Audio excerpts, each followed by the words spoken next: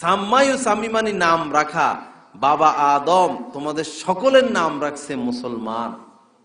আমাদের নাম মুসলমান কে রাখছেন? বাবা হযরত ইব্রাহিম আলাইহিস সালাম নাম রাখছেন সাম্মাকুমুল মুসলিমিন। আহা, উনি তো আমাদের নাম মুসলমান রেখে গেছে। এখন আমরা ওয়াহাবি কই পাইলাম, শিয়া কই পাইলাম, তারপরে দিয়া কি সুন্নি কই পেলাম? এগুলো কেন আমরা আবিষ্কার করলাম? আমাদের উপর 5 ওয়াক্ত নামাজ ফরজ, আমরা 5 ওয়াক্ত নামাজ পড়বো, 1 মাস রোজা রাখা ফরজ, আমরা রোজা রাখবো, 2টা ঈদ আল্লাহ দিয়েছেন, ঈদের দিন আনন্দ করব, কোরআনে কারীম সহি শুদ্ধভাবে তেলাওয়াত করব, গুনাহ থেকে বাঁচবো। ভাই ভাই বলছেন যে আল মুসলিম আখুল মুসলিম, মুসলমান একজন আরেকজনের ভাই, ভাই ভাই হয়ে আমরা বেঁচে থাকবো। কেন এত মারামারি, কেন এত গালাগালি? এক স্টেজ থেকে এরা এদেরকে গালি দেয়, হে স্টেজ থেকে এরা এদেরকে গালি দেয়। এই গালি দেওয়ার মধ্যে কি সমাধান আছে? আল্লাহ আমাদেরকে হেফাজত করেন। ওয়ালা তাসুব্বুল্লাযীনা ইয়াদউনা মিন দুনিল্লাহি, কোরআন শরীফে কি কথা বলছেন? ওয়ালা তাসুব্বু, সাব্বা ইয়াসুব্বু মানে গালি দেওয়া। ওয়ালা তাসুব্বুল্লাযীনা ইয়াদউনা মিন দুনিল্লাহ, আল্লাহ বলছেন এই যারা মূর্তি পূজা করে, যারা আমাকে মানে না, যারা কাফের, খবরদার তাদেরকেও গালি দিও না। ওয়ালা তাসুব্বু, আয়াতটা স্মরণ রাখবেন আমার মুসলমান ভাই বোনেরা, কোরআন শরীফের কথা। ওয়ালা তাসুব্বু, যারা আমাকে মানে না, যারা মূর্তি পূজা করে, যারা বেদিন, খবরদার তাদেরকেও গালি দিবা না। তো আল্লাহ কাফেরদেরকে গালি দিতে নিষেধ করছেন, সেভাবে আমরা মুসলমানকে কিভাবে গালি দিই? কি বলেন ভাই? কিভাবে আমরা মুসলমানকে ওয়াহাবি বলে, সুন্নি বলে, এটা সেটা বলে গালি দিই? এই গালি দেওয়ার দ্বারা কি ফায়দা? গালিগালাজ না কইরা যদি 2 রাকাত নামাজ পড়ি, আমার কাজে আসবে এটা। প্রতিশোধের আগুন না জ্বালাইয়া, জিদাজিদি না কইরা যদি আমরা গুনাহ থেকে বাঁচতে পারি, এটা আমাদের কাজে আসবে। আল্লাহ আমাদের সকলকে সহি বুঝ দান করেন। আমার বন্ধু, গরমা গরমির দ্বারা কোনো ফায়দা নাই, বকা বকির দ্বারা কোনো ফায়দা নাই, ঝগড়ার দ্বারা কোনো জিনিস সমাধান হবে না। ঝগড়ার দ্বারা কখনো কোনো জিনিস সমাধান হয় না, ঝগড়ার দ্বারা আগুন বাড়তে থাকে। আগুনের মধ্যে বাড়ি দিলে আগুন কমে না, বাড়ে। আগুনের মধ্যে বাড়ি দিলে আগুন বাড়ে। ঝগড়ার দ্বারা কখনো সমাধান হবে না, বাড়তে থাকবে। লিনু ফি ইয়াদি ইখওয়ানিকুম, আল্লাহ রাসূল বলছেন যে তোমরা এক ভাই আরেক ভাইয়ের হাতে নরম হয়ে যাও, নরম, হ্যাঁ, নরম হয়ে যাও। ওয়ালাউ কুনতা ফাজ্জান গলিজাল কলবি লাংফাদ্দু মিন হাওলিক, আল্লাহ পাক কোরআনে পাকের মধ্যে বলছেন ওয়ালাউ কুনতা ফাজ্জান, যদি আপনি কর্কশবাসী হতেন, গলিজাল কলবি, কঠোর হৃদয়ের অধিকারী হতেন, লাংফাদ্দু মিন হাওলিক, আপনার আশপাশ যারা আছে সাহাবারা, এরা সব ভাইগে চলে যেত, কেউ দিন গ্রহণ করতো না। এই আয়াতের দ্বারা বোঝা যায় যে কর্কশ ভাষা ব্যবহার করা কি নয়, ঠিক নয়। অন্তরটাকে কঠিন করা এটাও ঠিক নয়। আমার মুসলমান ভাই, হইতে পারে তার মধ্যে দোষ আছে, হইতে পারে তার মধ্যে ভুল আছে, আমরা তাকে বোঝানোর চেষ্টা করি, হ্যাঁ, তাকে বোঝানোর চেষ্টা করি, তার বিপদ আপদে আগাইয়া যাই, তার একরাম করি, তার অসুখ বিসুখ হলে তার চিকিৎসার ব্যবস্থা করি। এটা হচ্ছে দিন, এটা হচ্ছে ইসলাম। গালিগালাজ করা, একজন আরেকজনকে ওয়াহাবির নজরে দেখা, সুন্নির নজরে দেখা, এটা মুসলমানের আকীদার মধ্যে পড়ে না, কোরআন হাদিসের আকীদার মধ্যে পড়ে না। আমরা যদি সবাই রাসূলকে মহব্বত করে থাকি, রাসূল তো কাউকে গালি দেন নাই, রাসূল তো কখনো প্রতিশোধ নেন নাই, রাসূল তো কাফেরদের সাথেও ভালো ব্যবহার করছেন। আপনারা হয়তো জানেন, এক ইহুদি একদিন আল্লাহ রাসূলের ঘরে মেহমান হয়েছেন। ইহুদি, যাদের জন্মের পথ, মানে যাদের জন্ম হইলে হেরা মুসলমানদের সাথে দুশ্মনী কেমনে করবে, এই ইহুদি জাত, এক ইহুদি কত বড় দুশ্মন মুসলমানদের, সে আল্লাহ রাসূলের ঘরে মেহমান হইছেন, মেহমান। তো আল্লাহ রাসূল ভালোভাবে তার আপ্যায়নের ব্যবস্থা করলেন, খাওয়া দাওয়া করাইলেন। খাওয়া দাওয়া জালেমে বেশি খাইছে, একটু বেশি খাওয়ার কারণে রাত্রে সব নষ্ট করে ফেলছে। তো এখন শরম লজ্জা, বড় মানুষ সব নষ্ট করছে, পলায়া রাত্রে চলে গেছে। অনেক অনেক দূর যাওয়ার পরে তার মনে হয়েছে, আরে আমি তো আমার তলোয়ারটা আনি নেই। ওই সময় তলোয়ারের খুব গুরুত্ব, আরো কি হয়তো রয়ে গেছে। তো লজ্জা শরমের মাথা খাই আবার ফিরে আসছে যে তলোয়ারটা তো নিলাম না। আহা, নবী মুহাম্মদকে দেখেন, সে যখন ফিরে আসলো, দেখলো যে আল্লাহ রাসূল আফসোস করতেছে, হায় রে আমার মেহমান মনে হয় কষ্ট পাইছেন, আমার মেহমান না জানি কত কষ্ট পাইছেন, আমি তো তার কোনো খেদমত করতে পারলাম না, মন খারাপ। দেখলো যে সে লোক যখন ফিরে আসলো, দেখলো রাসূল ও তার ওই ময়লা জিনিসগুলো ধুইতেছেন পানি দিয়ে, আহা, নিজ হাতে ওই ইহুদি যেগুলো ময়লা করে গেছেন সেগুলো ধুইতেছেন, আর ইহুদির জন্য আফসোস করতেছে আমার মেহমান তো কষ্ট পাইছেন। এই পরিস্থিতি দেখা ওই ইহুদি কালেমা পড়ে মুসলমান হয়ে গেছে। এই ছিল নবীর আখলাক। আর আমরা মুসলমানরা গ্রুপ গ্রুপ বাগ হইয়া, আহা, কেমনে একজন আরেকজনের কষ্ট দিব। একজন আমলিক করে, একজন বিএনপি করে। বিএনপির জামানায় বিএনপি আলারা চায় কেমনে আমলিকের 12টা বাজাবে, আবার আমলিকের জামানায় আমলিক চায় কেমনে বিএনপির 12টা বাজাবে। এটা তো মুসলমানের আখলাক নয় বন্ধু। মুসলমানের আখলাক তো মুসলমান ক্ষমা করে দিবে। মুসলমানের বাদশাহী, মুসলমানের পাওয়ার, মুসলমানের দাপট এটা যে হাজার অপরাধ করবে আমার সাথে মাফ করে দিব। মাফ করার এই যোগ্যতা মুসলমান নিজের মধ্যে সৃষ্টি করতে হবে। যদি মাফ করার, ক্ষমা করার এই যোগ্যতা আমরা অর্জন করতে পারতাম, হায় কত না সুখের জীবন আমরা যাপন করতে পারতাম। এত দুশ্মনী থাকতো আমাদের মধ্যে? এত দুশ্মনী তো থাকতো না। কেন আমরা দুশ্মন তৈরি করি? কি হলো আমাদের? কেন আমরা এই সমস্ত কাজ কারবার করি? কি পাইছি এটার মধ্যে? আল্লাহ আমাদেরকে হেফাজত করেন। আল্লাহ আমাদের সকলকে ইসলাহ এবং তাসকিয়া নসিব করেন।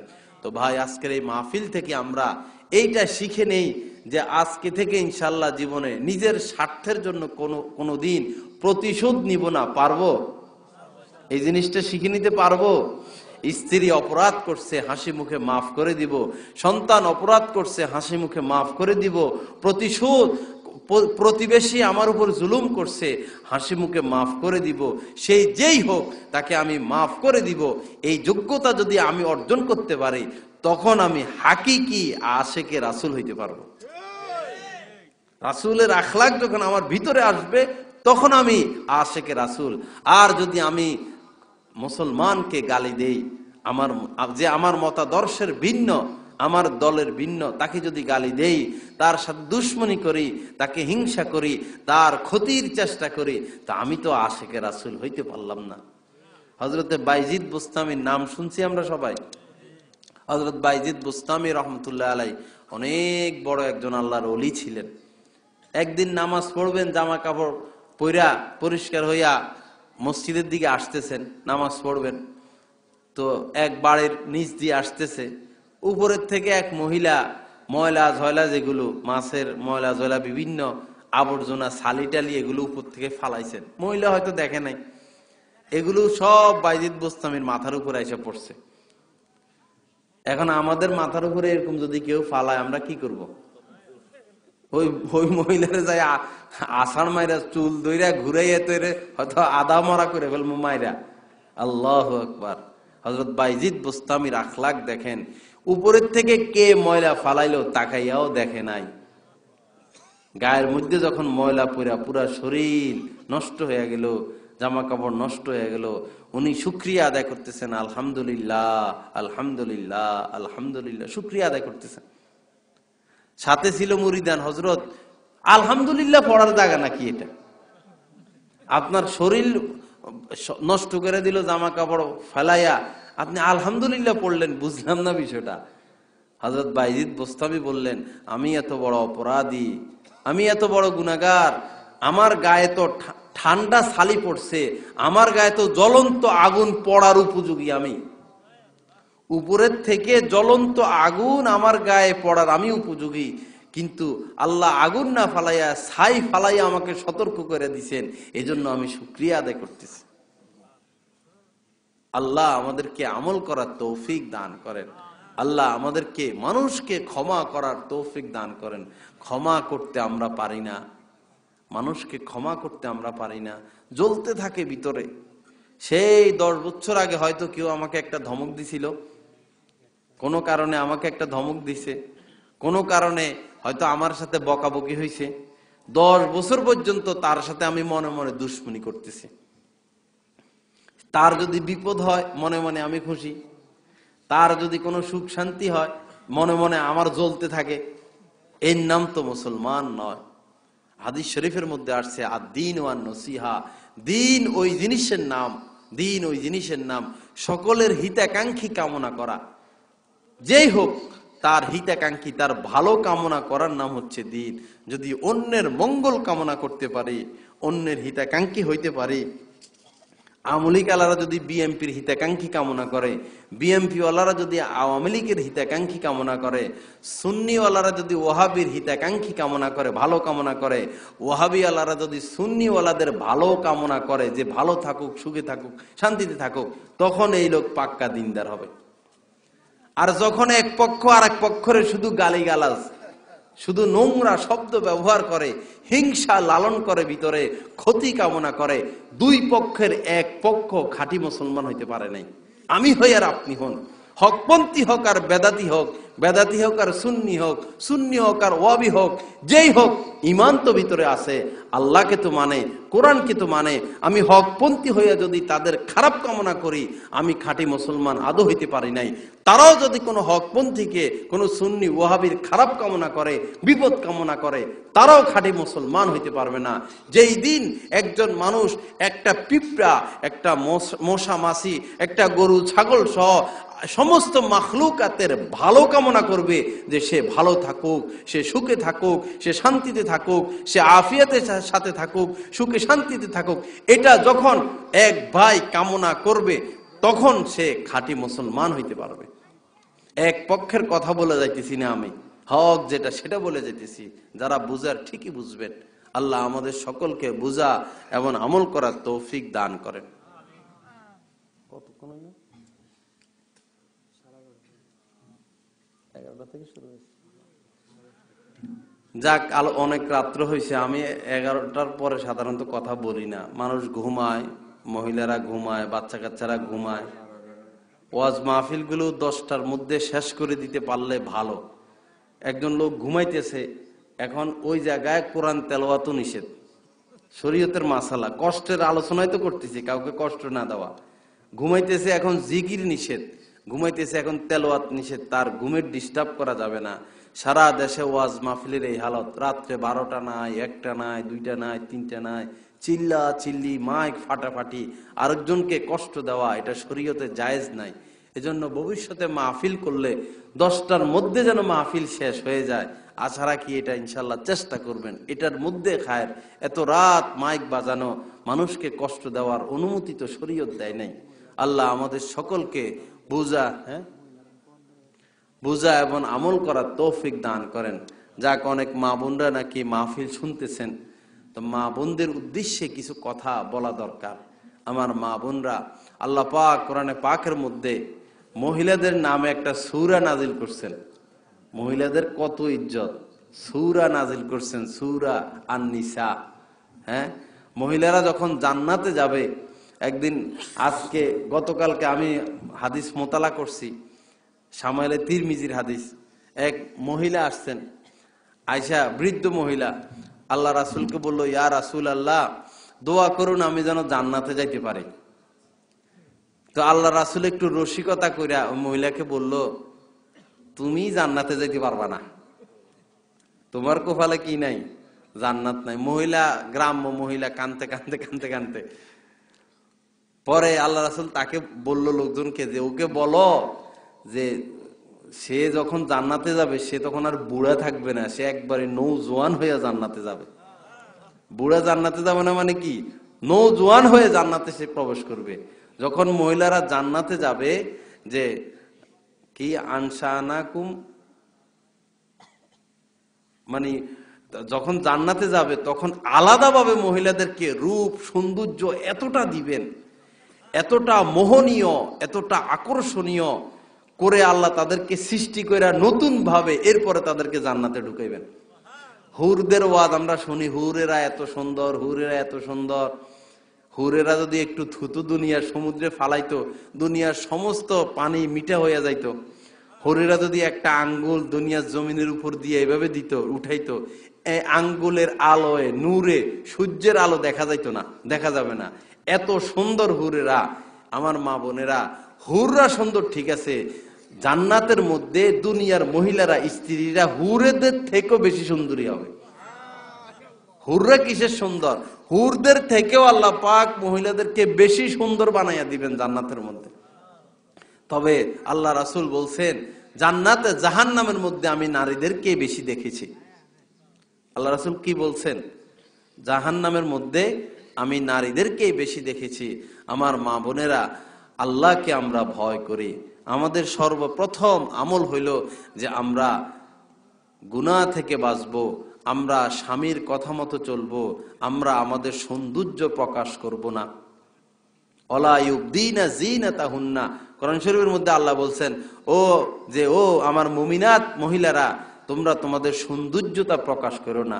ওয়ালা ইয়াজরিবনা বিআরজুলিহিন্না, আল্লাহ এটাও বলছেন যে হাঁটার সময় তোমরা জোরে জোরে পা ফেলিও না।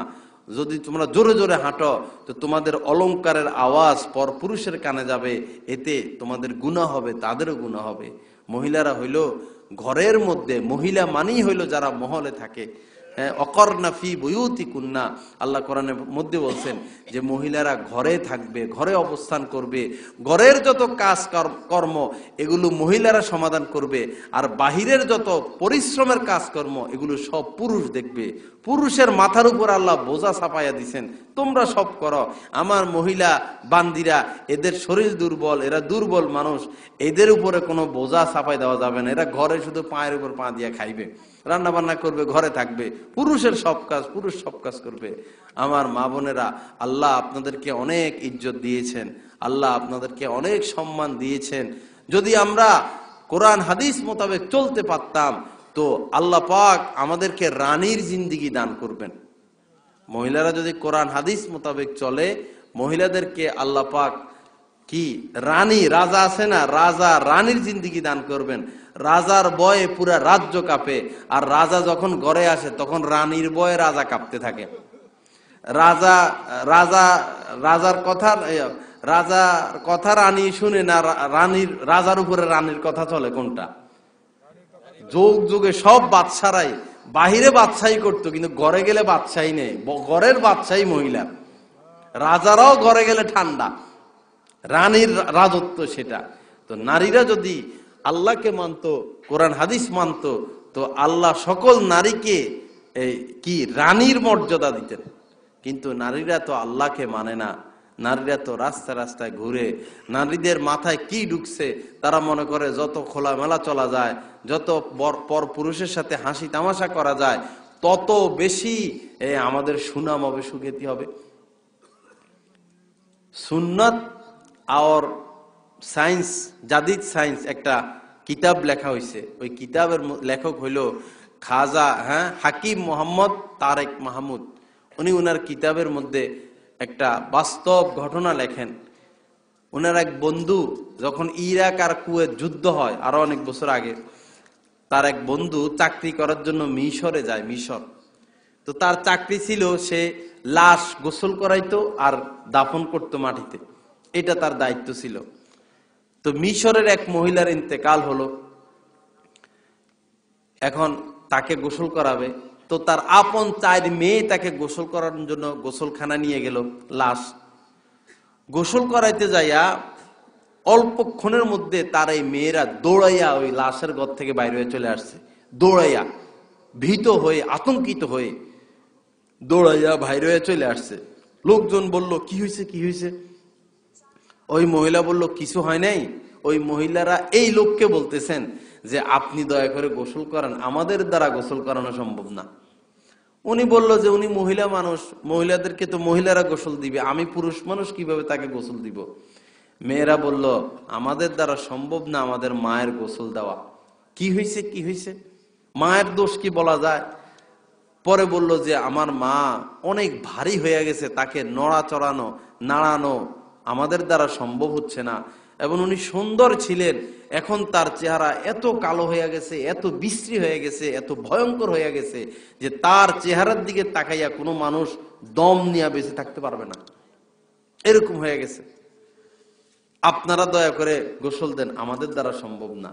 এই লোক সবাই মিলে বলল, না গোসল তো তোমাদেরকে যেমনে হোক পানি একটু ঢাইলা দিয়া হইল, গোসল তোমরাই দাও, মহিলা মানুষ। গোসল দেওয়া হইল। এরপরে লাশ কবরে নামাবে। বাস্তব কথা ভাই, চাক্ষুষ কথা, চোখে দেখা ঘটনা। লাশ কবরে নামাবে, এখন এই মহিলার লাশ 7-8-10 জন পুরুষে মিলাও উঠাইতে পারে না খাটিয়া। 11 জন পুরুষ কোন রকম রশিদি বাইন্দা বুইন্দা কোন রকমে কষ্ট করে খাটিয়ার মধ্যে লাশটা উঠাইলো। 11 জন পুরুষ লাগছে তার লাশ খাটিয়াতে উঠাইতে। এরপরে তাকে যখন কবরে রাখা হলো, এই লোক কবরে ছিল যে চাকরি করতে গেছে পাকিস্তানের, সে কবরে ছিল।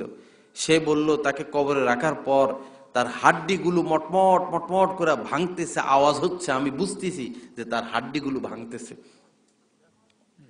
এবং কবরে রাখার সাথে সাথে তার লাশ এত বড় হয়ে গেছে, এত বিকট আকারে হয়ে গেছে, যেটা ভাষায় বোঝানো সম্ভব না।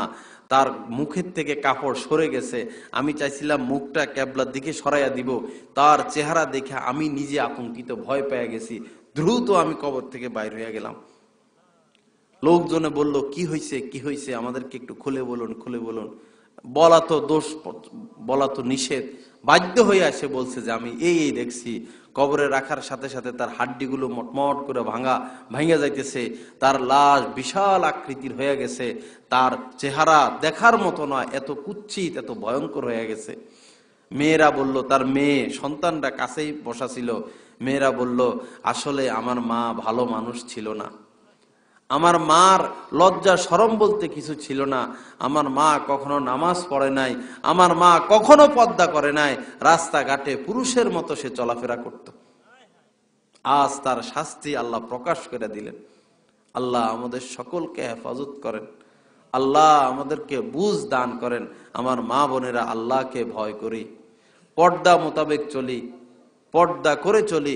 এই পর্দার মধ্যে আল্লাহ ইজ্জত রাখছেন, এই পর্দার মধ্যে আল্লাহ সম্মান রাখছেন, এই পর্দার মধ্যে আল্লাহ পাক নারীদের জন্য নিরাপত্তা রাখছেন।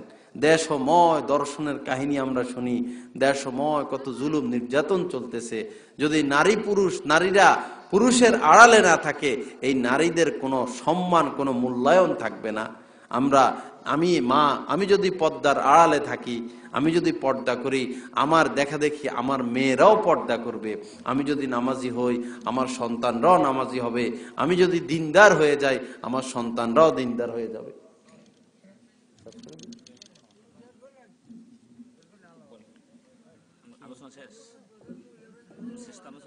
শেষ করে দিই। আপনার চাহিদা মতো করেন।